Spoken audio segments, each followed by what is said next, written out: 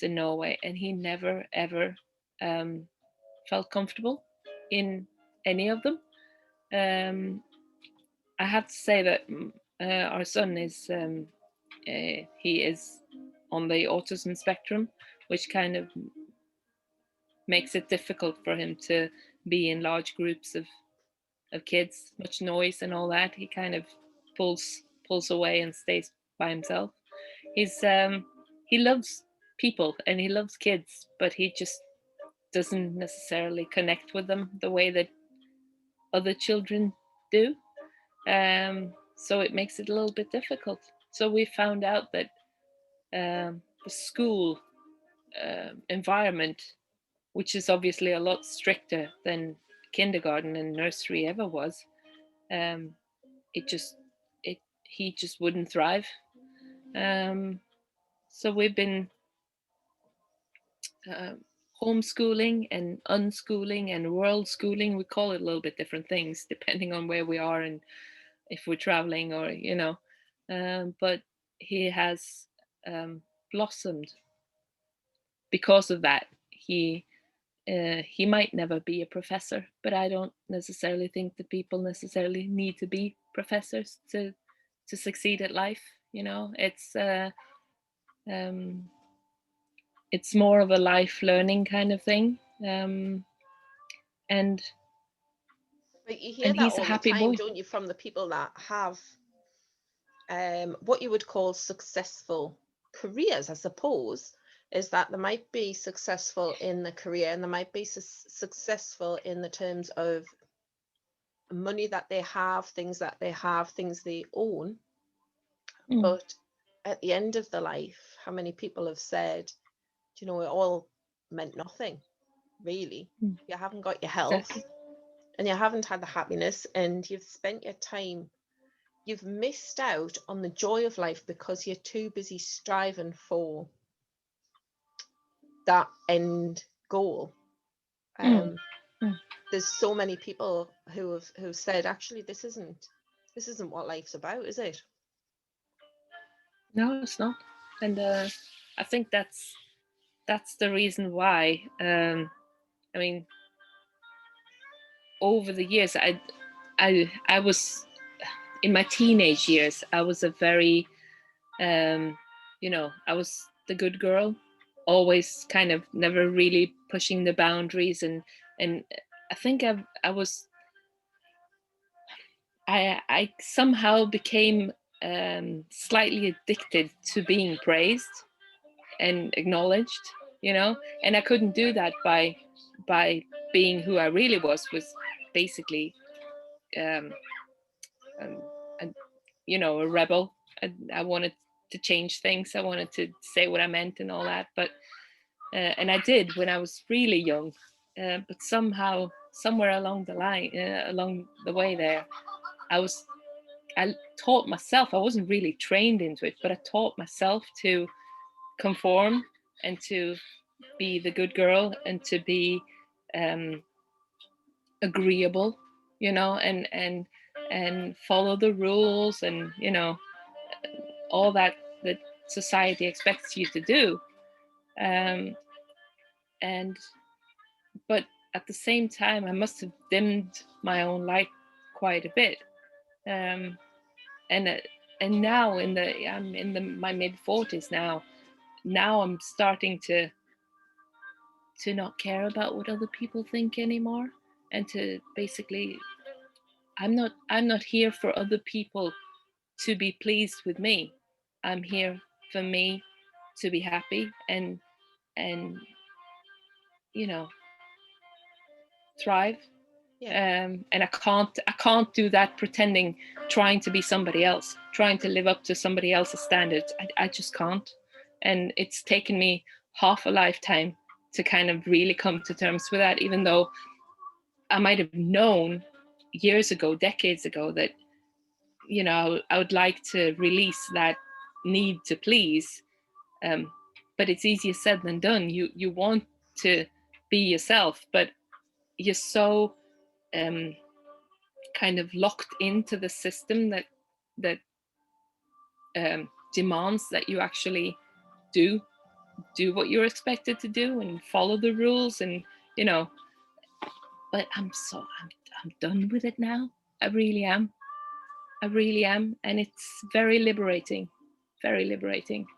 Yeah, I think a lot of people will feel, yeah, that's me too, because I think that's what's happening is you get to a certain point, and they usually say it's around 35, 36, don't they, where it's like, this is where you start to go, hang on, this can't be all that there is. Surely this isn't what I'm living for. And you start to realize that no matter who you pretend to be and how you live and whose ideas and ideals you're conforming to, there's always somebody else who's disappointed in that. You're never going to be able to please everybody. So I think you Of do just course. get to a point where you just go, right, actually, this, what's the point in that? This is me. You're gonna get judged no matter what you do. Why not do what you want to do, and then at least you're happy?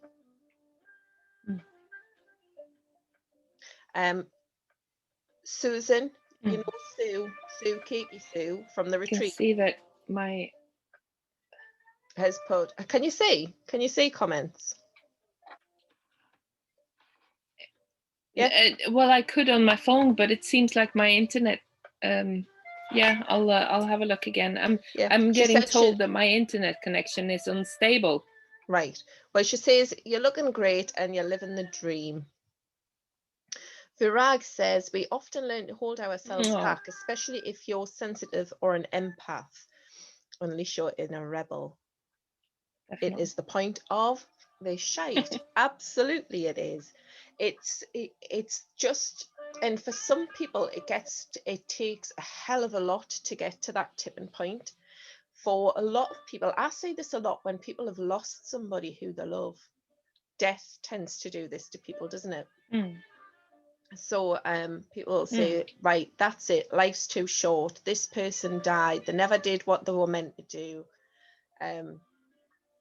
You know, the saddest thing is a couple of years ago, so Graham, my husband's in a band, and they went to play somebody's retirement do, and the guy actually died at his retirement do. And I just thought how much of a, yeah, it was awful, absolutely awful. They were gutted. It really, you know, what a shake up for everybody that was there. If you've worked your entire life Wow. waiting to retire and then start living and then start being who you're meant to be and doing the things that you enjoy. So that's a bit of a kick, but you can imagine the amount of people that would have known him saying, well, do you know what's the point? And people will live that way for a couple of days, but then very quickly fall back into the same way of just, right, well, I'll just do this because everybody else is doing it. It's an easy life.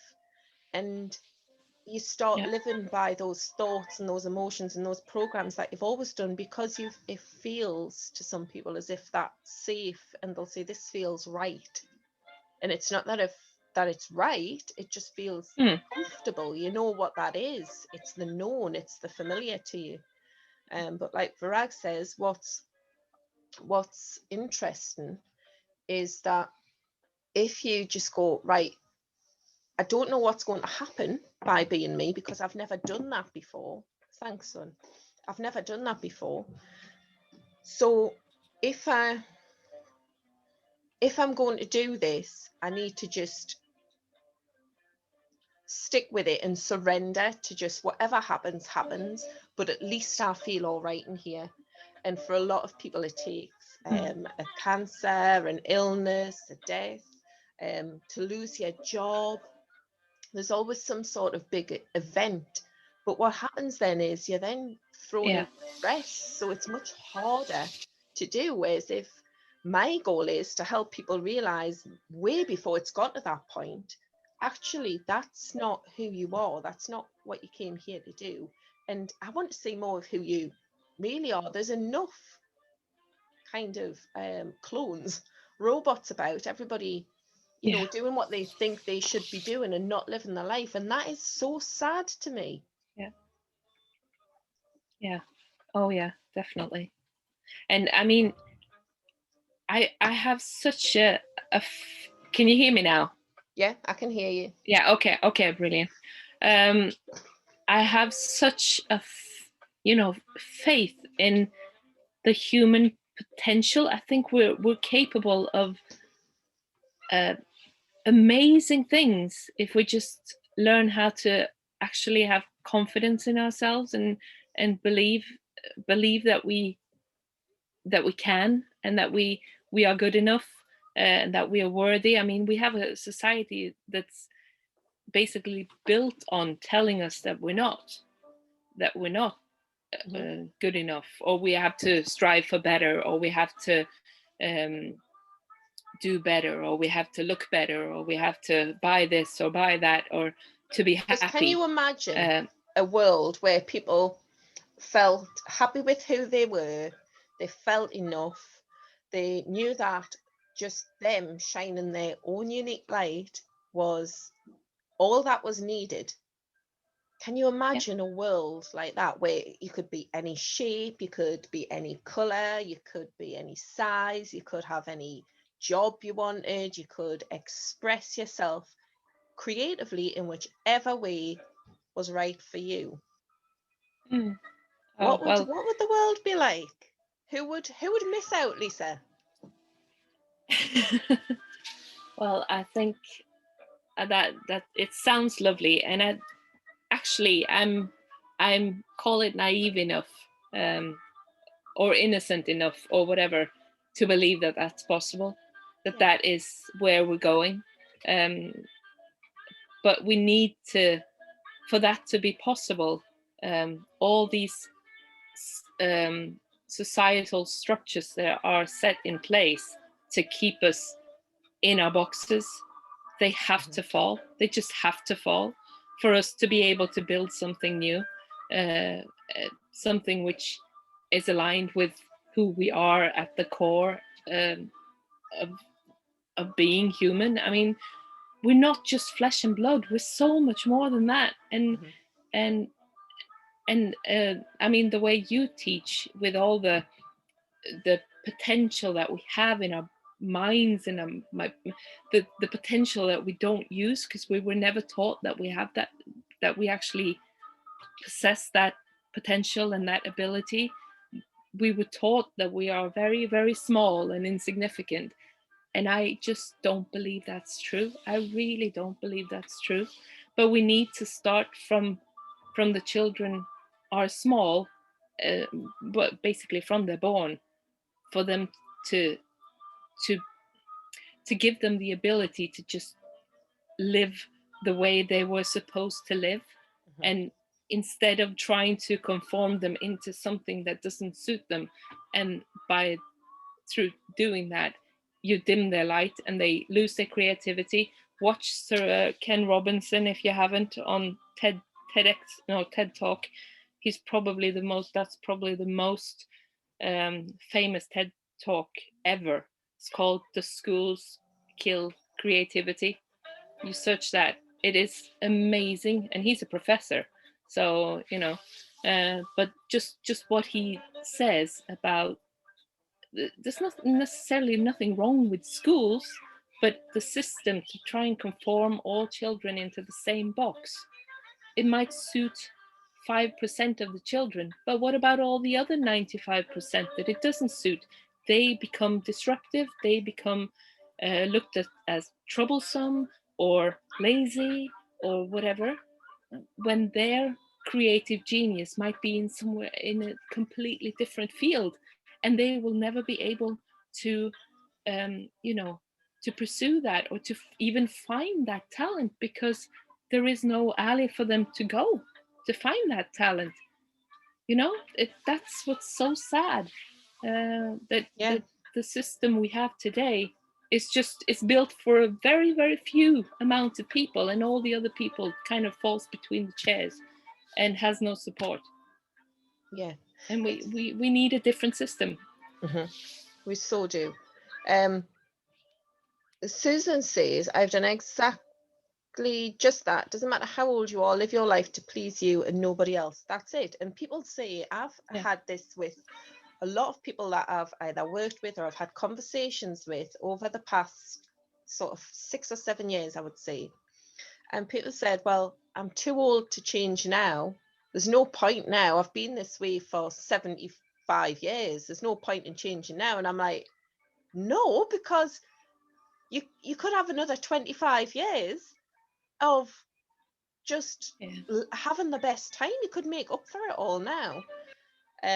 But people get put into that way of thinking that, you know, I'm too old, or I'm too old and stuck in my ways to change now. Well, that's what you're telling yourself, so that's right.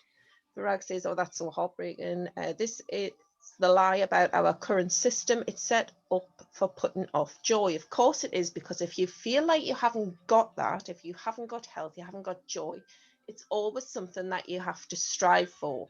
And then it's something to sell to us. If you have a McDonald's, you'll feel this sense of joy. Do you know what I mean? If you look this way and you take our diet products, you will feel so much better. Look at how much life this person's got. It's that sort of thing, isn't it? We will build up the system together. We absolutely will, Anna. What I was going to say was, yeah, that TED Talk's great, Lisa. What I was going to say was a couple of things as you were talking. So one was when I was saying about we get to that point, don't we, where something changes. I think as a collective, as humanity, this is what's happening right now, is that things keep happening and things keep happening because we have to get to that point where there's a tipping point and people go, hang on a minute, something's not quite right here. And this is where the change will come. So I think you're absolutely right when you're saying you've got that innocence and that naivety enough to imagine that that's actually what we could be like.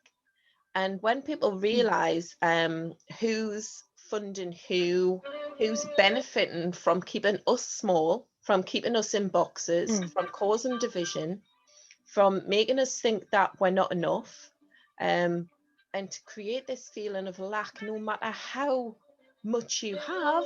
And, you know, if you've got a roof over your house, over your head, you've got food in your stomach, you've got friends, there's always something else that we're being told there's more that you need to have. And I think when society gets to its tipping point, then everyone's going to go, do you know what, that none of that stuff matters. And when you were saying about when you come into this life and you've got that innocence and that potential that's there, if you think about when you have your newborn baby and you just look and it's just perfect as it is, you know, no matter what, your babies are perfect as they are. And when you hold in mind your intention for them, it's always with the highest possible expectation. Like, you can be whatever you want to be. Like, you beautiful, perfect child, like, look at all of these things that are available to you. But we forget that actually that's what happened to us. So we came here as this you know, this spark of all that is, this potential that's there to be unleashed, this light that's needed in this world at this time.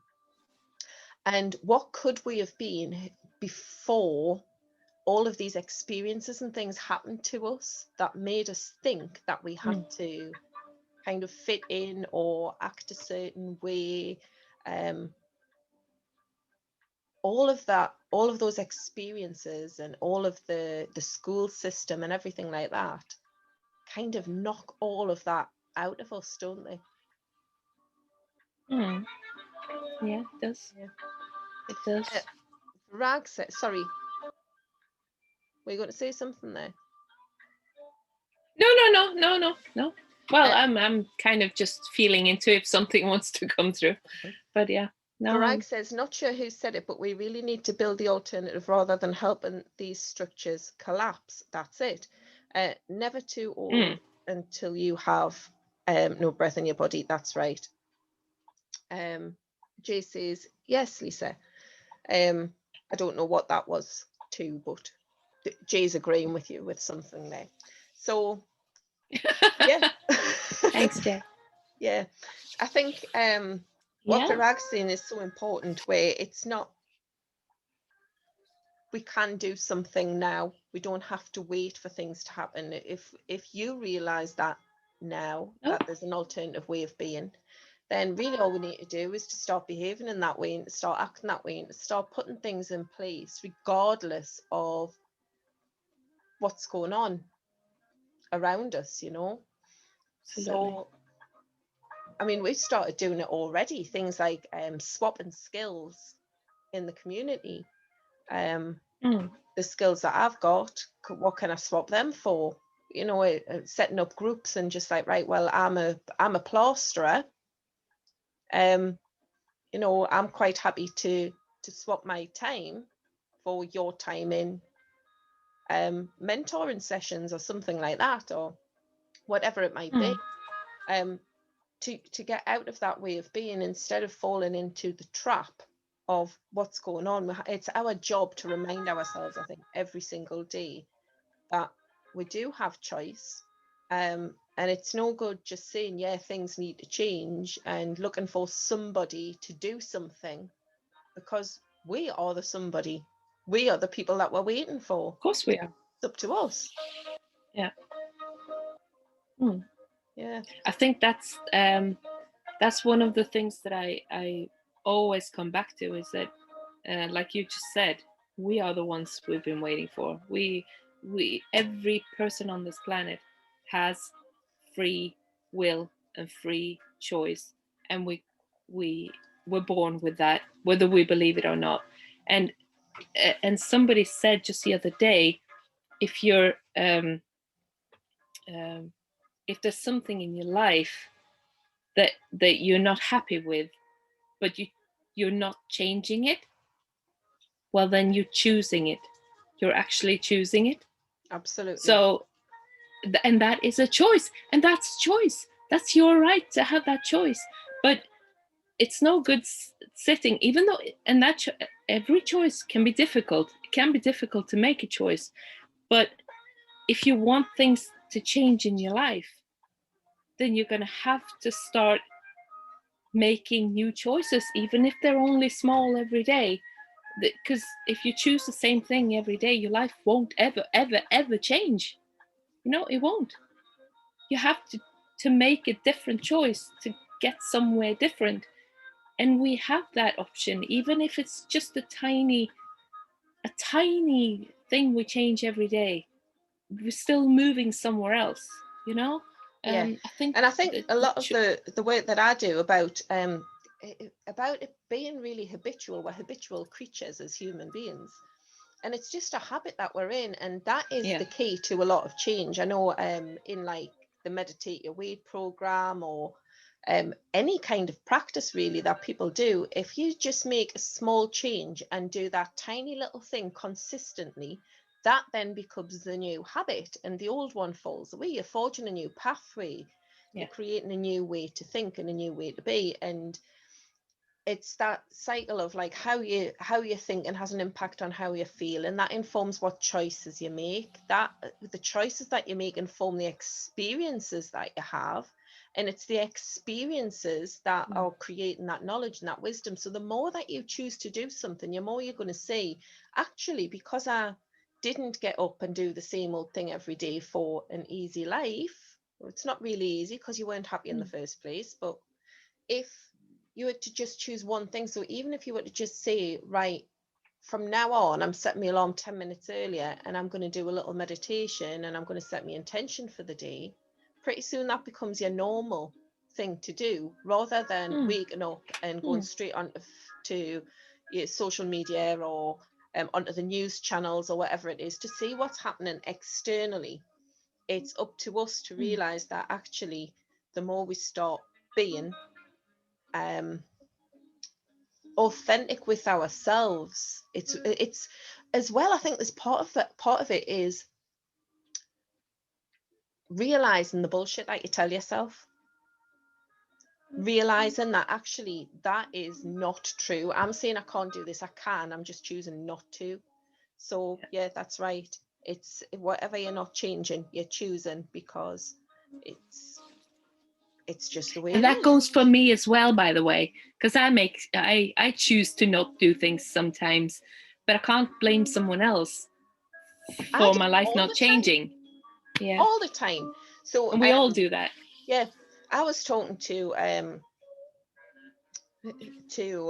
lovely Emma, who I've been doing Ayurveda stuff with, and we did a session with her, and I was like, I know exactly what is going to come out. She's like, so what's happening here? And I was just like, right, even before I say it, I recognize that what I'm saying is absolute rubbish, but this is the excuse. I'm going to speak it out loud so you can hear it anyway. Mm. And she's like, so why aren't you doing that again? And I'm like, right, yeah, I totally know. And it's that is where the change happens, because, and this is why it's so good to have these conversations and have a tribe, because we can all remind ourselves of the way that we want to be. And if we've had that ability to laugh at ourselves and to put our hands up and say, oh, I've cocked up here, but I'm human and I make mistakes, and this is how we learn from each other. And to say, right, well, I'll give this a go. I thought it would be safer going back to what I knew, and it didn't quite work out. And it's known that you've got people around you that will say, actually, yeah, you're human, you give it a go. You've now got even more understanding. We're here for you, we're supporting you, we're holding this space. Let's see how we can move into something that feels a lot better. And doing it as a community, and just saying, right, actually, I've cocked up here, I'm not feeling good today, I'm making excuses. Yes, it's not about being 100% all of the time, because we're human. It's about, Dr. Joe says, it's like 1 foot in the quantum, 1 foot in the real world, it's finding the bridge between the two, and still living a life. It's no good keep looking back and going, oh, so that's why that happened, and this is why I am the way that I am, and looking back at all of these things and recognizing the programs isn't enough, but also looking at where you could be, and consciously and constantly focusing on that, or meditating for so long, or being all taking yourself so high that you're pretending that things aren't happening now isn't good either. Some point No, you've got to of just be course. present and now, and live Well, I right think that, now. yeah, I think that's the key to everything, really. And I think just to come back to present, to come back to now and here and now, because I mean, I know it's a cliche, but it is actually the only moment we have to make changes, to do things. You can't do anything with the past; it's already gone. No. So, in future, you have no idea what the future will bring, because it's all based on the choices you make in the now. So, the more we can kind of remind us that we're so used to living in worries for the future, or regrets of the past, or whatever, or memories or whatever, which is great.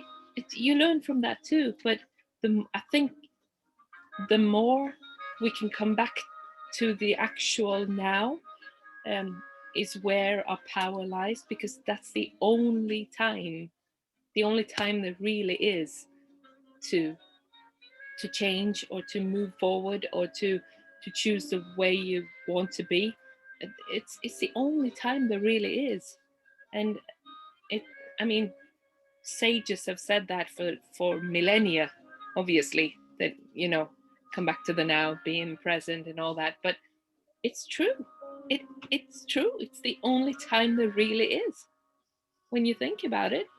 It's just that we are so conditioned to think about the past and the future, and plan things and organize things and all that, that we forget that we always have to come back to where we are at this. And then there's the next moment, and then there's the next moment. So there will always be another now, always be a now, to make a new choice. You make a choice, and you find out whether that worked the way you wanted or not. And if it didn't, then you make a new choice. It's just, And but that's it's so it's easier said empowering, than isn't it? done. Because then you've got when you empower yourself in that way and you start thinking that way and you think, right, so whatever I'm worrying about hasn't happened yet, so why am I giving me energy to that? And all the stuff that's happened in the past, because I don't know about you, but I certainly, whenever I realized something, my natural tendency would be to kind of beat myself up a little bit about why I didn't do something about this sooner. Just like, oh my God, you've let that one sentence that somebody said inform how you have lived your life for 15 years or whatever it is, you know? Yeah. And to go, oh God, that's so ridiculous. Why have you, like, you know, why have you given your power away to them? And when you start to live in that way of thinking of just like, right now, right here, what is my choice for right now? And as well, what I've been doing with the Ayurvedic stuff as well is just like recognizing what it is that you need and where you want to be going, and letting that inform your choice rather than thinking about what other people say I should be doing, or kind of what it's that should, isn't it? We should ourselves to death. I should be doing this, I should be doing that. You're sitting and you're having a moment in the now and you're just like, right, I've been really busy, my head's been all over the place. What I need right now in this moment is just to sit down and have a bit of relax and have, I don't know, 5 minutes to myself. And then you sit there and you think, oh, this is lovely, this is lovely. And then something just pops up in your mind and it's like, oh, you should be doing this. There's things that you can be doing. Are you allowed to sit and just be? Yeah, exactly. Yeah.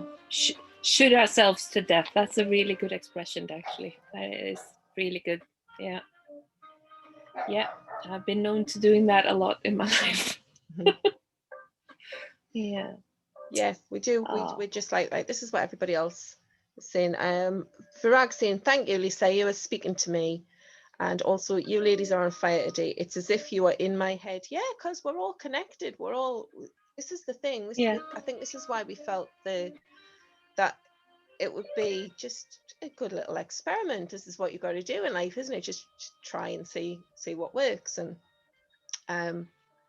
yeah, if we're thinking this way, and if I'm having this conversation that I'm having with Lisa, if I'm having similar conversations with many other people, then why don't we all just start talking to each other and create a new network and a new way of being, and support each other that way? Because sometimes you just need to have that feeling of like, yes, me too, there's somebody else who's there. I'm not alone. Because when you start to make changes, or when things are really heavy like they are in the world at the minute, it can feel as if it's you against the whole world.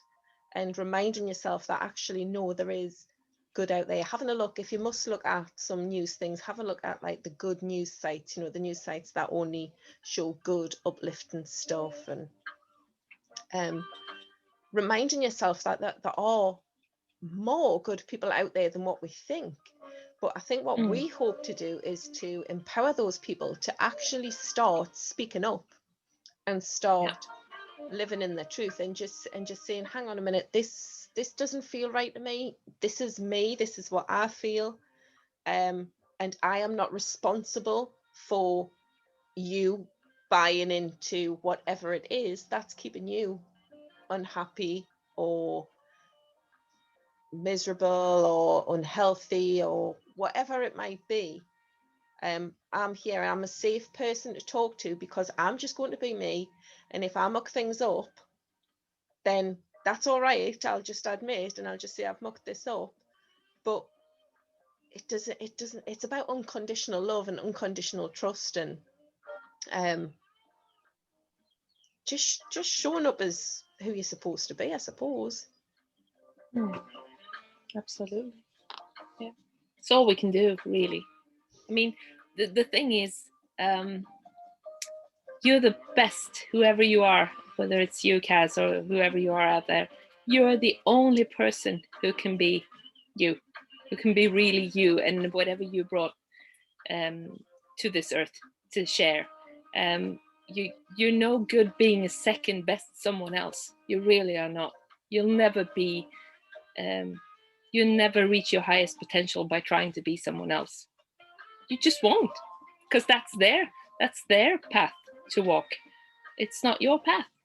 So, and that took me decades to realize that I won't I won't succeed in life the way I want to succeed in life by trying to walk in someone else's footsteps. I Mhm. just I just won't.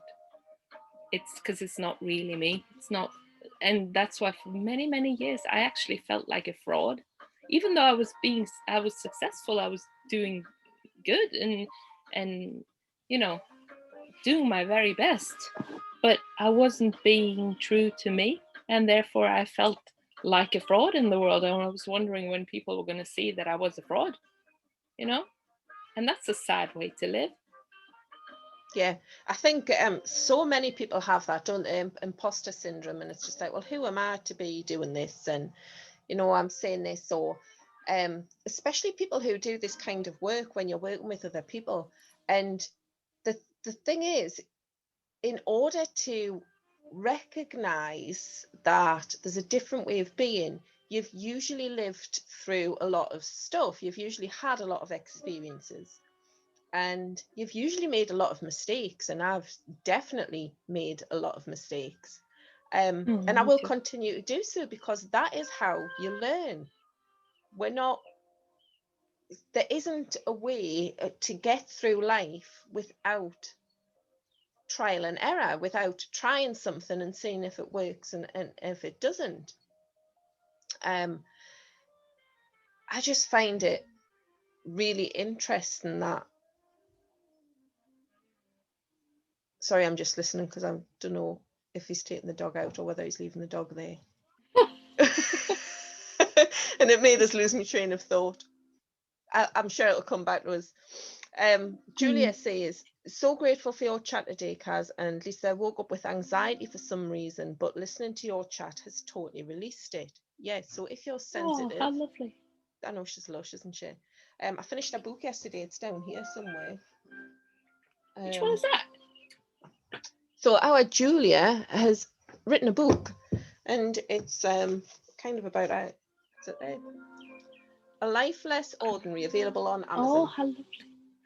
And it was Lovely. lovely. It was a really good read, because it's just like what we're doing now, where you find out a bit more about each other and you have a conversation, and there's stuff that comes out and you just think, you might know somebody for years and years, but then actually not know little bits about them, and those little bits just give you a little bit of another little, like, that's what it's like to be you, this is what it's like to be me.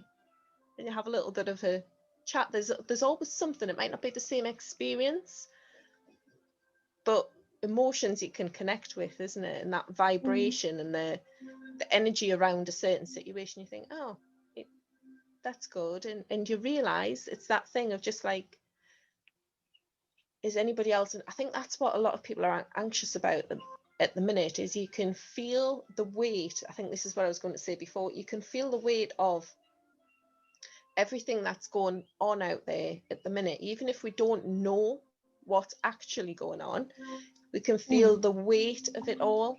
It's tangible in the air.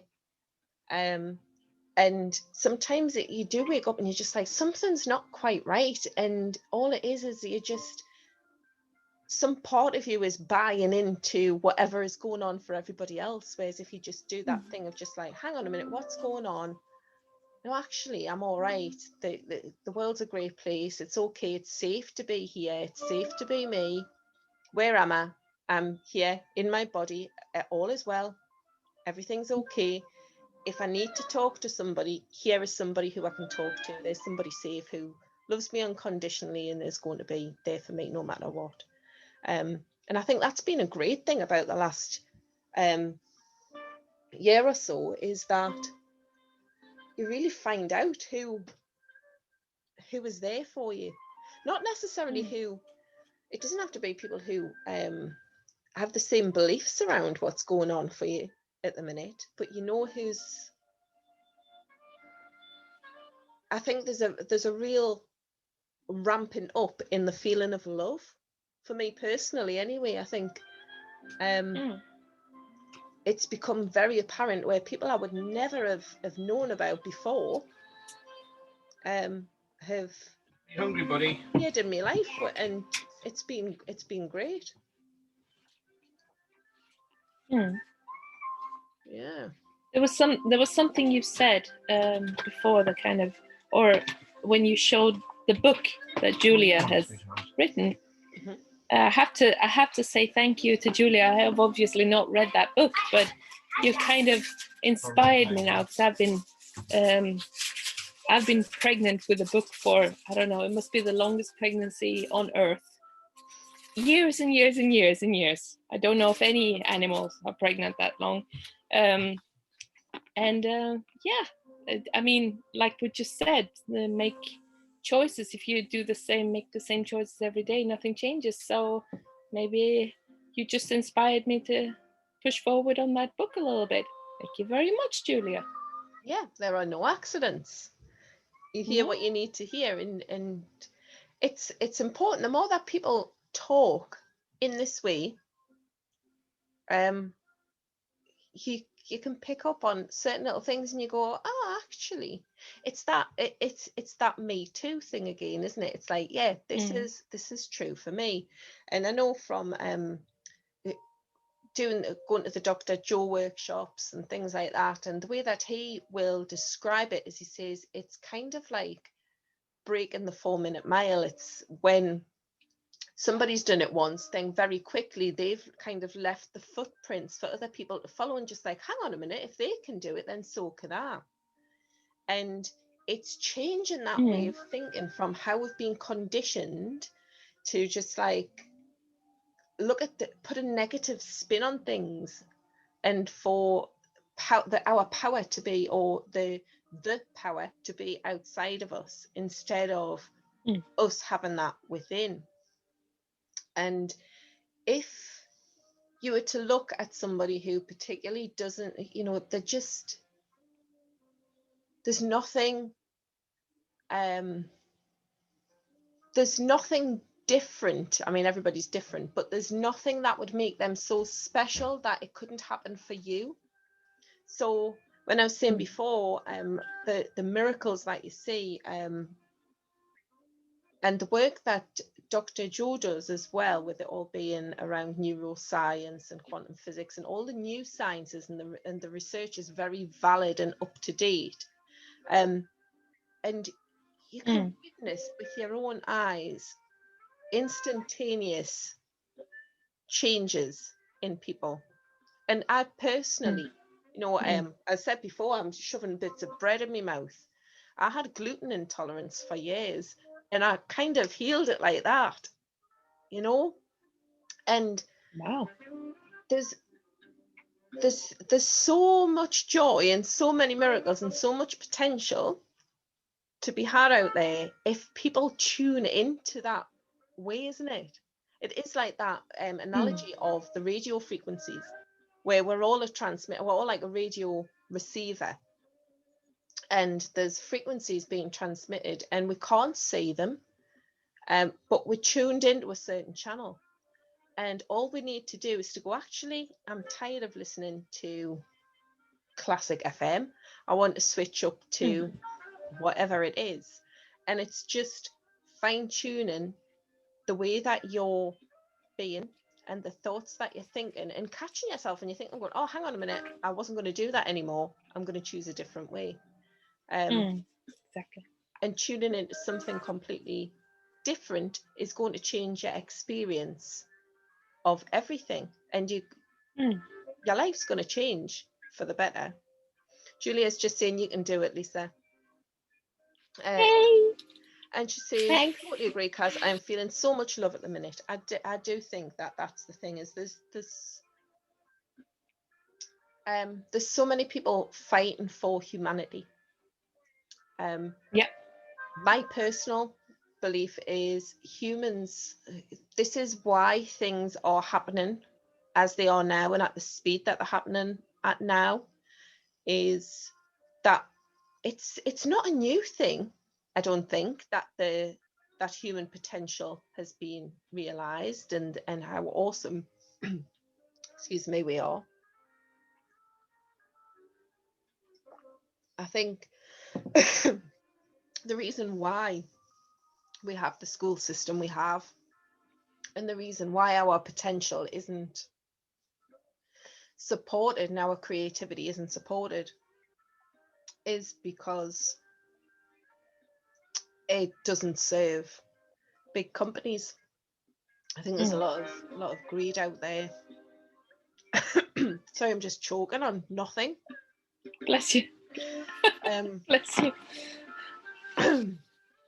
Talk for a minute while I have a big drink, please, Lisa. Yeah. No, I totally agree. It's that it's quite apparent that whoever set up the systems of this world are the people who benefit from them in one way or the other, whether it's like in the school system. Well, we know that the school system, the way it is today, was set up in basically the same kind of format as it still is about 200 years ago, when the Industrial Revolution began, particularly here in England. And I mean, the people who ran the Industrial Revolution, who started that, well, that was the people with money. The people with money, and they needed workers for their factories, and they needed workers to follow the rules and do what they were told and be on time, and all the stuff that we are taught in school, and then to not question things, to just basically follow the tracks of where you're supposed to go from early age all the way to pension age, and then you're basically obsolete in society.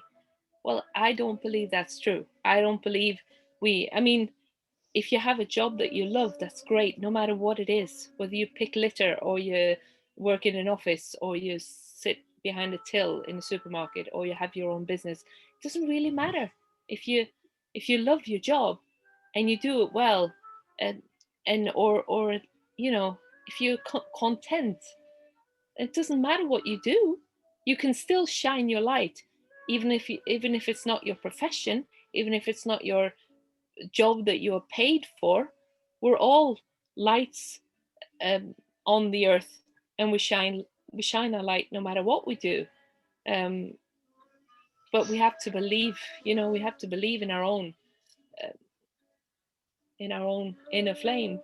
Yeah, and I think that is what it's that love, it's that that people are feeling, because these conversations, although they're not kind of being, well, they're being censored, aren't they? This is why we want to do this. They're being censored online, so they kind of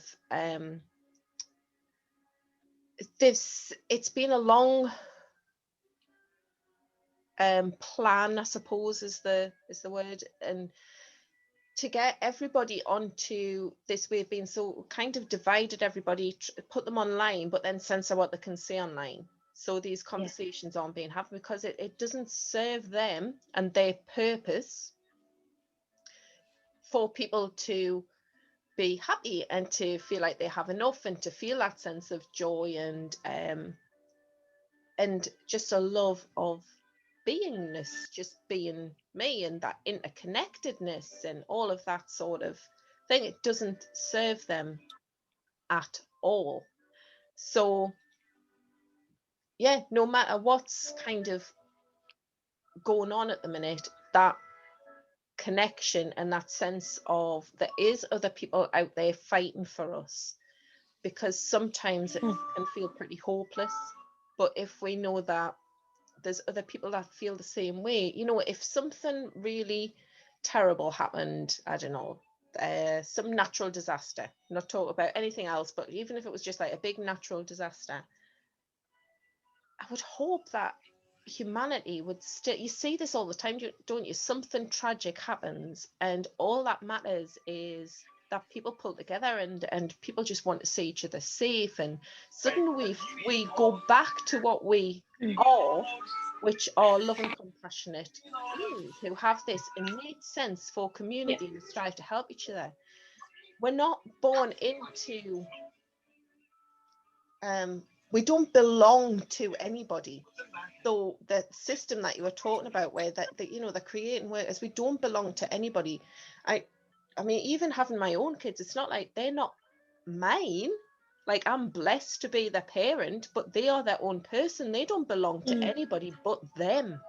And that's why I've always felt so really strongly about when people take, no matter what form, whether it's abuse, whether it's rape, whether it's you know, the treatment from the system, anybody taking somebody else's power away, making them feel small, has always got me really bloody angry more than anything else, because no, that's not what we're here for. Anna says, I need to go now. This has been so enlightening and has helped me so much to do something that I needed to for so long, that needed, I don't know, she's, you know, there's a typo and I can't quite work out what that is. So much, helped me so much to do something that needed, must be doing for so long. We'll tell you why when we next meet. And G says, the 1% Club are frightened of anyone who is free because they don't have control. Yeah, and that is what all the censoring and everything's about. And I mean, if you don't know by now, then this is something that you really need to look into, is that you know, the people at the top who are making, just look at the last year, how many businesses have been lost, how many people's livelihoods, how many lives have been lost. And I don't mean to, you know, the perceived stuff that's been reported, to other things that you know, are causing a huge loss of life, and who has profited. If you think of you know, Amazon, the big supermarkets, all of those big places, and where their kind of money goes through, especially the pharmaceutical industries and things like that, technology companies. And it just so happens that this is the way that we're going. Bill Gates has built up all this, bought up all this farmland and all of this stuff that's going on, and it is just a very small minority. We are the majority. We just need to take that back and to start speaking up about it, I think, and to say, hang on, no, not me. I don't consent to this. I came here as a free, sovereign being, and my intention was to love and to serve and to shine my light and to work in harmony with other people. It's not to do whatever your gender is. That's not what humanity is. So it does really warm my heart that there are so many people out there who are so committed to preserving humanity and to helping it thrive and to grow, and to try and look after this planet that we're on as well, because that's a lot of the work that you do as well, isn't it, is around earth healing. And yeah, that's my I mean, it took a few it took a while for me to realize that where my real mission lies isn't necessarily in feng shui as such, even though it interests me and it's exciting and all that. But when I started to dive into earth healing, which is basically very easily, very simply put, it's basically Reiki healing for the land. It's basically healing for land instead of the body, because we're all connected. We're connected to the land we live on. Trauma that is um, you know, trapped in the body and creates disease. It does the same for the land. It does the same for locations where trauma has happened. It will you will feel, if you are a sensitive being and an empath, then you will definitely feel change in energy on locations where things have happened in the past. my or present time, obviously. But so my mission is to through the technologies, inner technologies um, that I've learned, and my intuition and my abilities, I work with healing the land, as many locations as I can, while I'm here, and I do it alone or I do it in groups. So I have this little community online that I do little ceremonies with, and they sound, well, little ceremonies, they're very, very powerful, because we're not the ones doing the work. We're just, because we are beings with free will on earth, then higher uh, divine light beings can work through us, to actually implement enormous changes, um, which is for the highest good of both humanity and the earth. So that is, and that kind of, I found that out during this last year, that that's where I'm supposed to spend most of my energy, because that's where I can be to the, the biggest, can, you know be of biggest service to everybody, really. So yeah, that's my passion and my mission. Yeah, beautiful. Yeah, I truly believe that this is where we're at the minute. Is I guess, as you know, we talk about it being the sixth mass extinction and it all being our own doing. And I think there's a lot of support coming from humans, but I think as well from, whatever else is out there. It's this. I think the way that we're going, and I have to believe this just because I feel it. It feels right to me. It feels true to me. Is that where we're going is so much better, and just at the minute we're in this transition period. And the more that we can kind of stick together and hold that intention in mind, and to start living as if everything is already free and beautiful, and we've got this great community of people and we can help each other out, and we're all supporting ourselves and each other to thrive, rather than living in this state of fear and constantly just trying to survive and to get by. That's not right. The more that we stay in that energy, the better it's going to be, and the more the brighter our light's going to shine, ready for people that are going to get to that point that we talked about before, where it all seems just like, what on earth's happening here?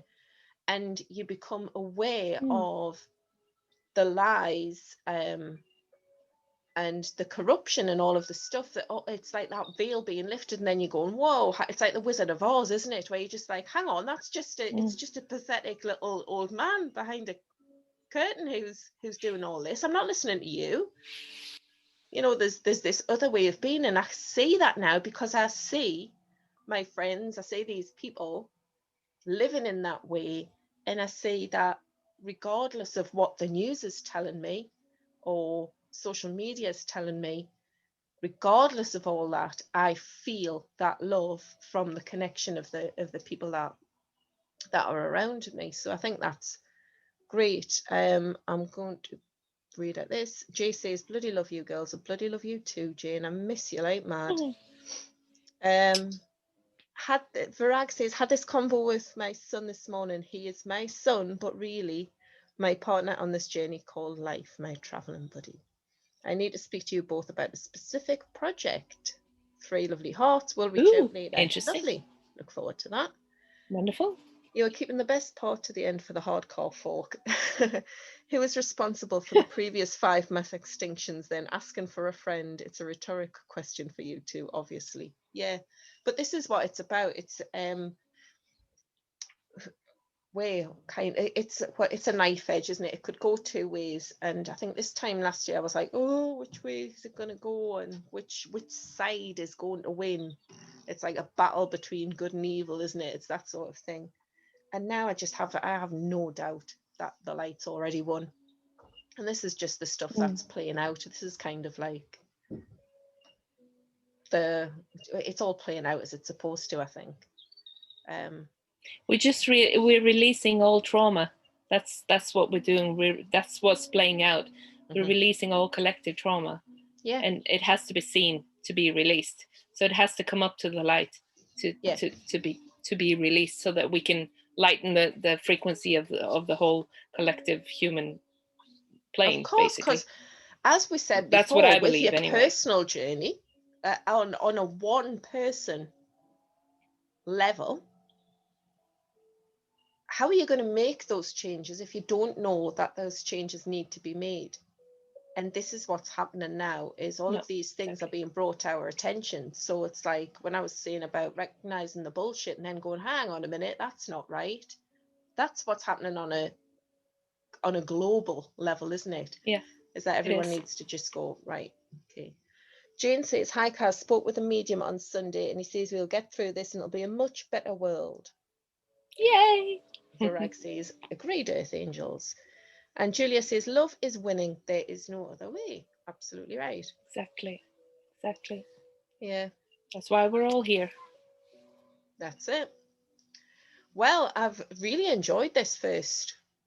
Yeah, me too. Chat. Despite of our little tech problems in the beginning. Well, and I didn't start recording for a bit until like after the laptop froze, and then I went back on. So there's a bit that's missed out, but we'll see what we can do about getting it onto YouTube. But because I'm sure there'll be some stuff in there that some people might catch along the way, and they'll find out about both of us as we chat anyway, because we're both kind of committed to just being honest with ourselves and with everybody else, and just like leaving ourselves open mind. Here we are, ask us anything.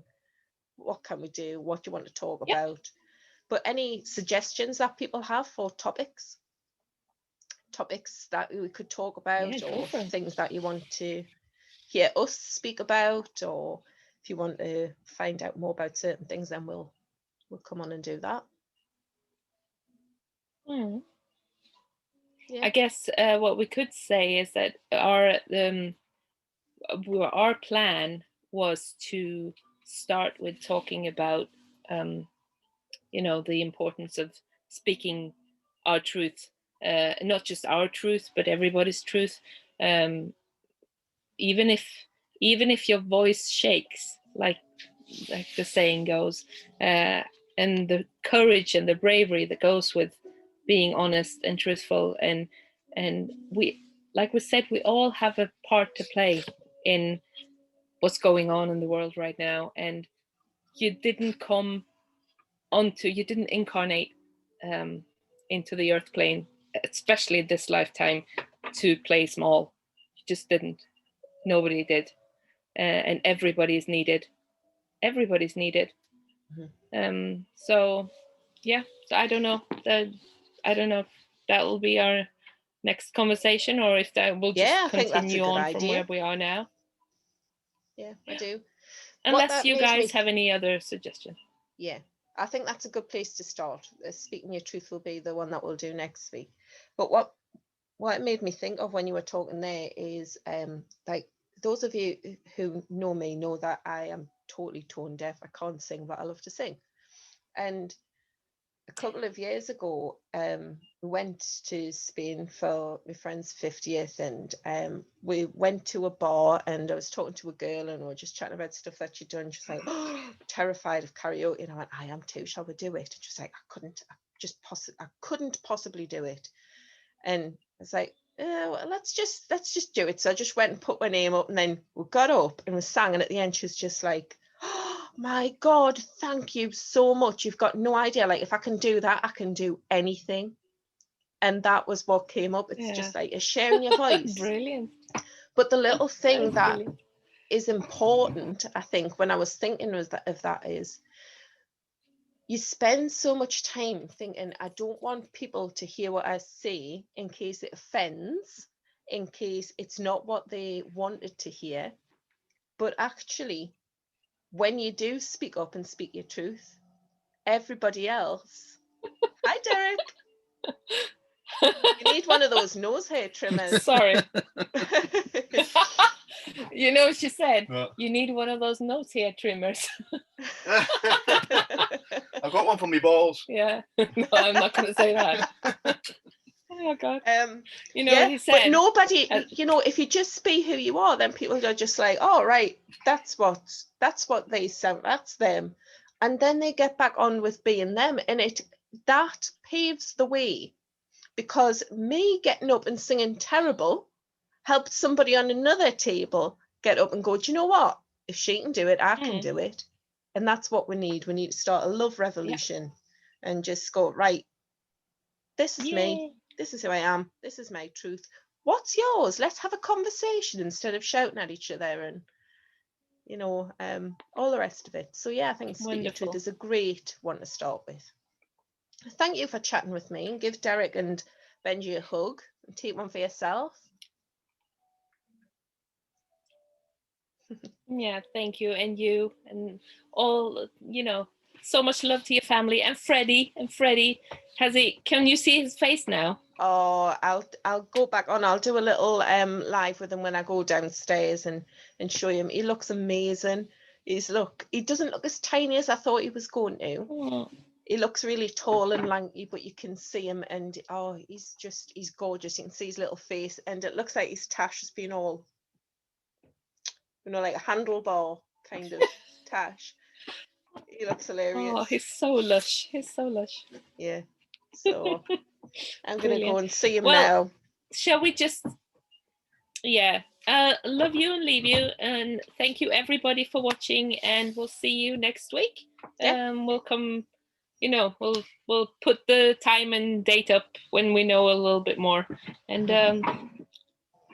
yeah. This was fun. All. Yay. More of this. Yeah. Bye. Thank you. Love you all. Bye.